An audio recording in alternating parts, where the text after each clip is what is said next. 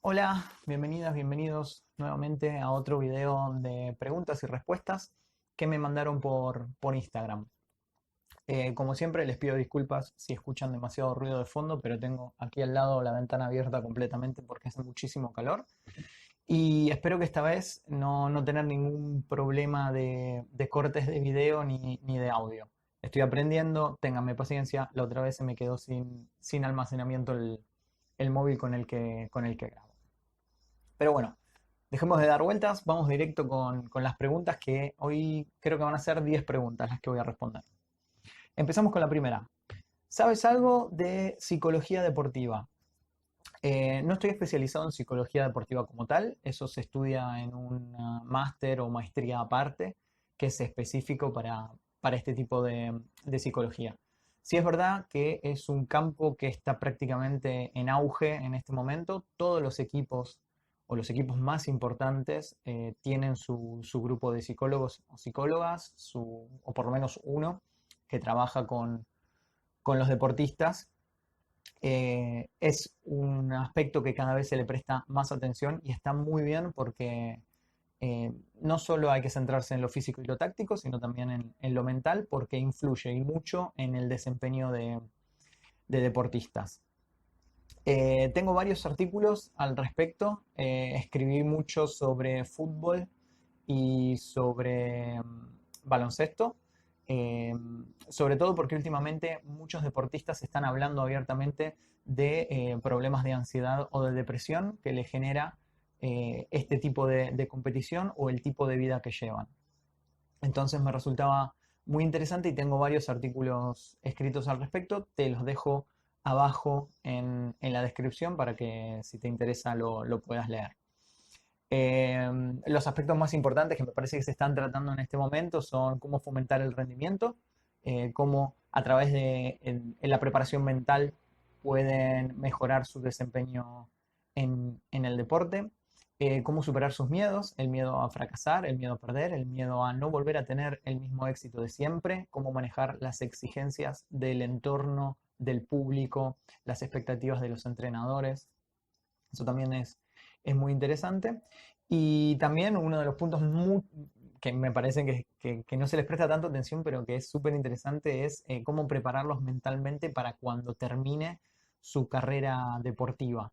Tengan en cuenta que, por ejemplo, un deportista de élite a los 30 y pocos ya es considerado viejo o vieja, digamos, pero que ya el físico no le va a responder de la misma forma y empieza su retiro. Imagínense lo que es jubilarse a los 30 años. Tienes mínimo 50, 60 años por delante y un montón de sacrificios hechos, un montón de experiencias que no viviste, así que es muy interesante ese tema. Justamente ahora estoy leyendo el libro Open, que es la autobiografía de Andrea Agassi, un tenista americano de los años estadounidenses, de los años 90 muy, muy, muy famoso y realmente en este libro habla muchísimo, pero muchísimo sobre la importancia que tenía a nivel mental, no solo para su juego, sino las dificultades que tenía en su vida a nivel emocional, a nivel mental, sus problemas de depresión, sus problemas de ansiedad, sus bloqueos mentales. La verdad que es recomendable, la recomiendo, todos los periodistas deportivos recomiendan esa autobiografía y me parece que es muy interesante sobre todo para las personas que están interesadas en el mundo de la psicología del deporte. Vamos con otra. ¿Existe un cerebro masculino y uno femenino? Bueno, wow, preguntaza, o sea, súper interesante, me parece un tema interesantísimo, me encantaría escribir un artículo al respecto, de hecho no sé si no lo voy a hacer. Te explico, tuve que actualizar mucho mi información para poder responder a esta pregunta, porque en la carrera tuve una, una materia que se llamaba Psicología de las Diferencias Humanas, en la que se hablaba de ciertas diferencias y ciertas no diferencias, ciertas similitudes entre sexos, entre razas, etc. ¿Cuál es el problema? Existen muchísimos estudios al respecto y ahora con el desarrollo de la neuroimagen y de las neurociencias hay cada vez más. El problema es que muchas veces los resultados, cuando los agarra la prensa, digamos, los periodistas, y arman un artículo, no siempre están eh, extrapolando la información del estudio de forma correcta. Y lo que muchas veces pasa es que aprovechan cierta información para hacer un artículo sensacionalista que lo único que busca es que entremos a esa noticia o que les prestemos atención, y en realidad están, digamos, obviando ciertas partes o ciertas explicaciones de ciertos estudios para obtener el resultado deseado, que es que cliquemos en esa noticia. Un ejemplo muy claro es un estudio en el 2005 que hizo la Universidad de California, en la que en base a 40 casos, lo estoy leyendo, en base a 40 casos afirmaban que los hombres respecto a las mujeres tienen más materia blanca y más materia gris en zonas relacionadas con la inteligencia. Imagínense lo que pasó cuando salió este estudio, millones de artículos, programas de televisión, expertos hablando al respecto, utilizando estos resultados para justificar ciertas ideas preconcebidas que se tienen sobre la inteligencia de hombres y mujeres, diciendo que por eso los hombres son mejores en matemática y por eso las mujeres son capaces de hacer más cosas al mismo tiempo, etc. Evidentemente todo esto no tiene ningún tipo de relación. De hecho, ese mismo estudio afirmaba que aunque a nivel de estructura cerebral podían existir ciertas diferencias, que ni siquiera eran diferencias tan grandes, esto no significaba que hubiese una diferencia a nivel intelectual. O sea, por mucho que hubiese zonas con más materia o menos materia gris, las funciones eran exactamente iguales. De hecho, lo que muchos artículos periodísticos se olvidaban de explicar era que este estudio lo que hacía no era comparar las dimensiones de los cerebros o de las áreas de materia gris o materia blanca, sino lo que hacía este estudio era eh, relacionar el cociente intelectual con el tamaño de la materia blanca y materia gris, pero no estaba haciendo una comparación. Eso fue algo que utilizaron para explicar los resultados y que fue mal interpretado por muchas personas. Al igual que otras partes del cuerpo, el tamaño del cerebro se relaciona con el tamaño del resto del cuerpo. Y hay funciones que crecen en función a esa dimensión y otras que no. ¿Qué pasa? La materia gris, la materia blanca y una parte del cerebro, la parte central del cerebro que tiene muchas conexiones nerviosas, que es el cuerpo calloso, no siempre crecen de forma lineal respecto al resto.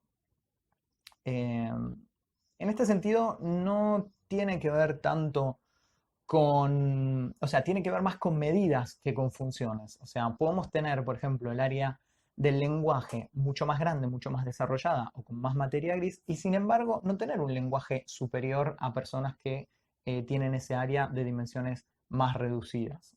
En este caso, en el caso del cerebro, que haya más no quiere decir que funcione mejor. Así que es importante tener en cuenta eso. Y otro de los aspectos muy interesantes que no se suele tener en cuenta es que, por ejemplo, en este estudio eh, no se hicieron comparaciones en relación al tamaño. Por ejemplo, se podría comparar mujeres con cabeza grande con hombres con cabeza más pequeña y ver si tal vez ahí existían diferencias a nivel del área cerebral contrarias a la que encontraron en esa investigación. Entonces, eh, es interesante porque muchas veces hay muchos estudios que intentan justificar las diferencias entre hombres y mujeres desde un punto de vista neuroanatómico, cuando la realidad es que no hay evidencias claras y definitivas al respecto. La mayoría de las diferencias tienen que ver con las diferencias que tenemos a nivel corporal, a nivel físico. No podemos pretender tener un cerebro más grande si el espacio en la cabeza es más pequeño.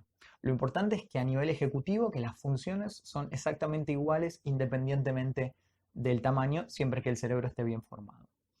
Te dejo en las descripciones abajo un artículo interesantísimo, larguísimo, pero interesantísimo, que habla al respecto de cómo se buscaron siempre estas diferencias y cómo nunca se lograron demostrar, y la influencia que tiene la sociedad en todo esto y el modo de pensar de la sociedad en este tipo de investigaciones. Es del 2019, o sea, más reciente imposible, y de una revista seria como Nature, así que te lo recomiendo si te interesa este tema, te lo dejo abajo en la descripción. Vale, la próxima pregunta en realidad van a ser dos preguntas que respondo con una misma respuesta porque están relacionadas. Una es si es complicada la carrera y si te ayuda económicamente, y la otra es qué consejo le darías a un futuro estudiante de psicología. Mira, todas las carreras son difíciles, todas, por algo son carreras universitarias que exigen cierta preparación previa. Y a nivel económico, a ver, todas son difíciles, lo que pasa es que uno estudia cuando estás estudiando algo que realmente te gusta o que te interesa, estudias con otro ánimo, estás más dispuesto a hacer sacrificios y a dedicarle horas y tiempo de trabajo porque sabes que es algo que te gusta y algo a lo que te gustaría dedicarte en el futuro. Entonces, en ese sentido, ¿es complicada? Sí, es complicada, pero uno lo hace con cierto gusto, con cierto placer. No todas las materias, evidentemente, pero algunas más que otras.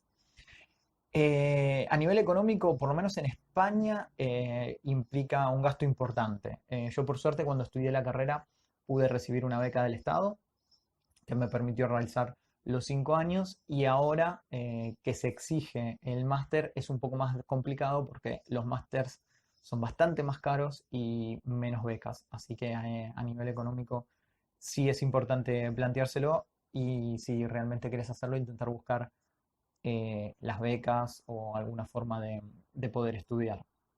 Si me preguntaba si me compensa a nivel económico, mira, es difícil porque se trata de que hay que buscarle una vuelta. Hay muchos psicólogos, dependiendo de los países hay más o menos demanda, y bueno, y eso es algo que influye.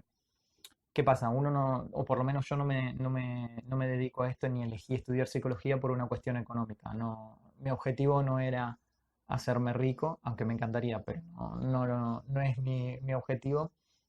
Yo lo estudié porque me gusta, porque me interesa, porque es realmente algo que no me canso, que no me aburre, que hace años que leo sobre psicología y me sigue interesando de la misma forma o más que cuando empecé a descubrir todo este mundo. Entonces no lo hago por una cuestión de plata.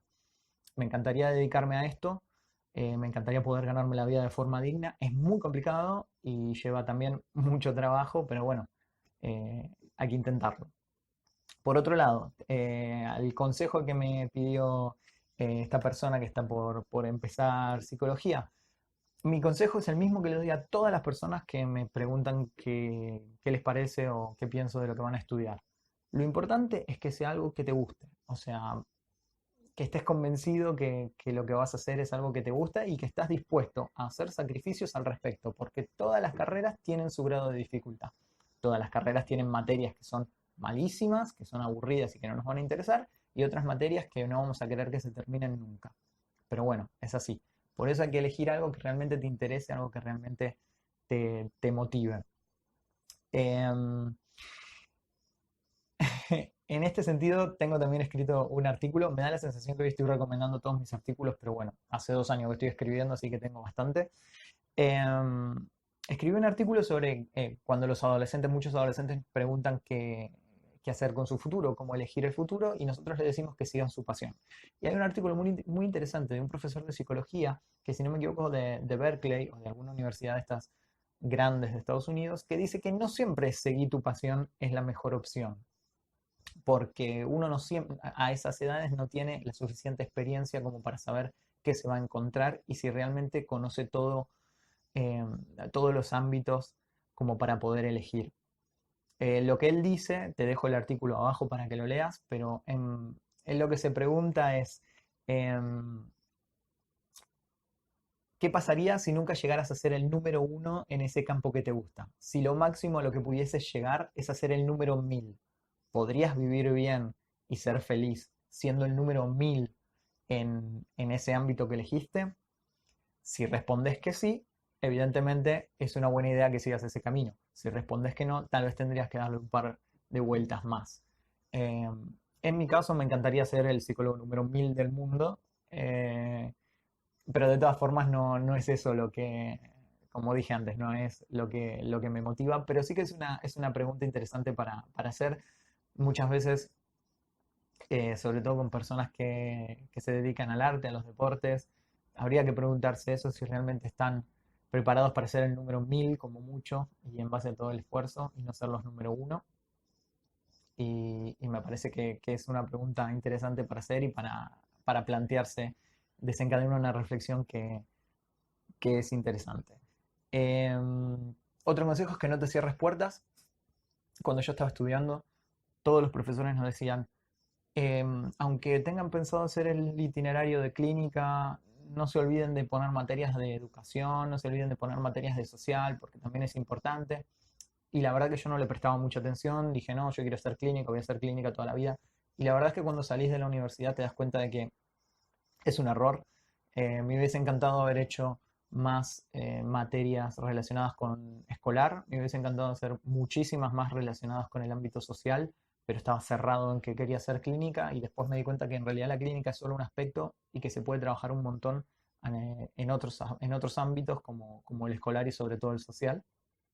Así que mi recomendación es que no te cierres puertas, no te cierres en una cosa, aunque quieras hacer clínica o quieras hacer escolar o deportiva o lo que sea. Déjate un par de materias, abrite un par de optativas para otro lado, para ver qué hay, para conocer también las técnicas, porque uno nunca sabe qué le puede deparar el futuro. Vamos con otra. ¿Cómo ayudar a alguien que sufre porque se exige demasiado? Wow, es una pregunta súper interesante. La verdad que es muy difícil muchas veces ver cómo alguien a quien queremos está sufriendo y no sabemos cómo ayudarlo o se nos acabaron las formas de ayudarlo y vemos que sigue ahí y no sabemos qué hacer. En este caso es feo sobre todo porque ves que se está exigiendo por demás y que seguramente no lo está pasando bien actuando de esa manera.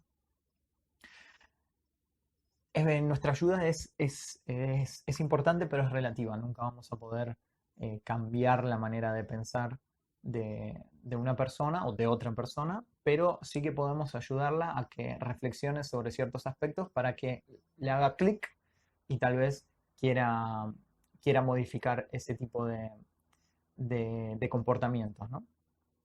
Lo primero es que intentes ayudar a esta persona a relativizar y pensar hasta qué punto es necesario o importante exigirse tanto. ¿Por qué se está exigiendo tanto? ¿Qué quiere alcanzar? ¿Es la única forma de alcanzar ese objetivo? Eh, Son preguntas que es importante que empiece a plantearse. También es importante que entienda que no todo está bajo nuestro control, no siempre todo está bajo nuestro control, ojalá, pero no. Es más, son más las cosas que no podemos controlar de nuestro entorno que las que sí podemos, entonces está bien que suelte un poco por ese lado y y que deje de hacerse cargo de todo o de intentar controlarlo todo porque realmente es imposible y lo único que le genera es insatisfacción y seguramente estrés. También es importante que entienda que no siempre todo va a salir como lo planeamos. Somos seres humanos, estamos acostumbrados a equivocarnos, a errar y gracias a eso aprendemos un montón de cosas, así que no siempre todo nos va a salir como nos gustaría o como teníamos planeado. También es importante que se plantee si es la única forma de hacer las cosas, si merece la pena ese nivel de exigencia teniendo en cuenta los resultados que obtiene y sobre todo a qué precio los está pagando, ¿no? Si está poniendo mucho de su parte y eso está teniendo repercusiones negativas en su bienestar, tal vez no solo en su bienestar físico, sabemos que el estrés causa muchos problemas a nivel físico, no dormir, agitación, comer poco, comer mal, etcétera, sino también a nivel personal. Seguramente no estará nunca satisfecha, no estará nunca contento con el resultado. Entonces, todo eso tampoco es positivo, ¿no? Entonces, si realmente tiene sentido seguir exigiéndose tanto y poniendo tanto de uno para obtener un resultado que también podría alcanzarse de otra forma. Y por último, también está bueno que se plantee si a lo que aspira es algo posible, ¿no? Si tal vez es un ideal demasiado irreal, demasiado inalcanzable, entonces nunca lo va a alcanzar y siempre va a estar insatisfecho, insatisfecha. Y, y bueno, está bueno también que reflexione sobre a qué está aspirando, con qué está comparando, qué es lo que quiere alcanzar y si realmente es algo posible o algo completamente irreal o ideal. Sobre todo si le compensa aspirar a tanto. ¿Qué beneficio tiene?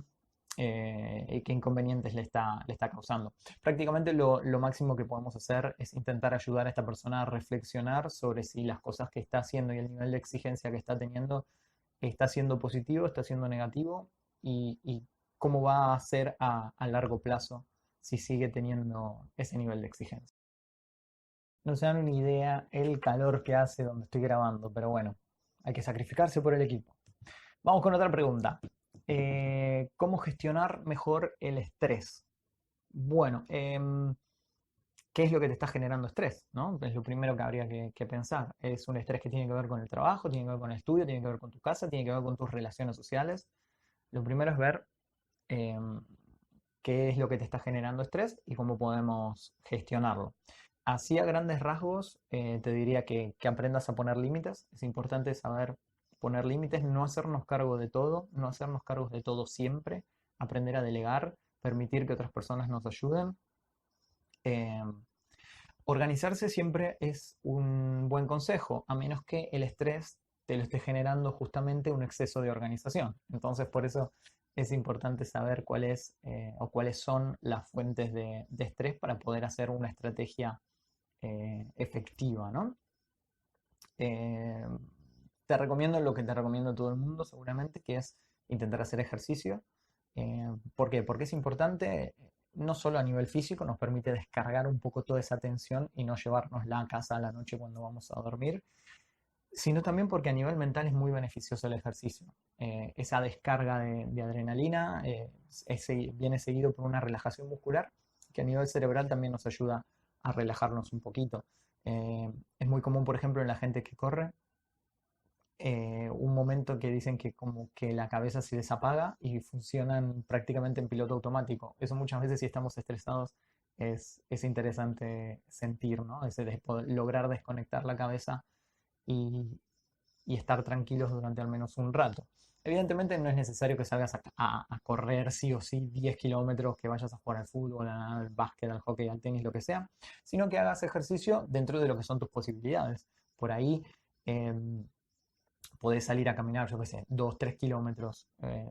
Pero bueno, ese momento que te dediques, ese momento solo exclusivamente para hacer ejercicio, es importante y ayuda mucho que salgas a caminar por ahí con Spotify en el teléfono o escuchando un podcast. Es importante porque es un momento en el que cortás, en el que no estás trabajando, en el que no estás pensando en las cosas que tenés que hacer y lo único que haces es ejercitarte, ¿no? En ese sentido, el movimiento del cuerpo ayuda mucho. Otra cosa que te recomiendo es que crees un espacio para vos mismo, para vos misma, no me acuerdo si era hombre o mujer el que me lo preguntaba. ¿Por qué es importante tener ese espacio? Porque a veces cuando estamos muy estresados estamos pensando continuamente en hacer cosas productivas. O sea, todo lo que hacemos tiene como fin, no sé, el trabajo o la familia o etcétera. Dedicarnos tiempo solamente para nosotros mismos, donde el único objetivo sea disfrutar, aunque a muchas personas les parezca una pérdida de tiempo, es súper importante para nuestro bienestar psicológico, porque es tiempo de calidad que nos dedicamos a nosotros, a hacer lo que nos gusta hacer, lo que nos apasiona, lo que nos divierte, lo que sea.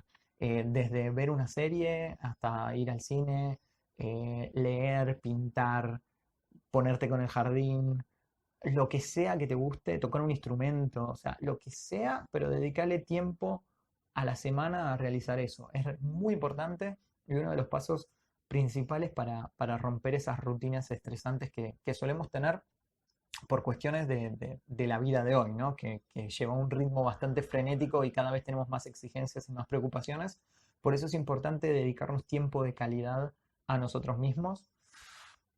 Abajo te dejo, como en la tónica del video de hoy, te dejo un artículo que escribí sobre cómo gestionar el estrés. Es de Navidad, entonces se refiere al estrés navideño, pero es útil para entender a grandes rasgos cómo poder gestionar bien situaciones estresantes. qué más estresante que una Navidad no se me ocurre. Así que es un buen ejemplo.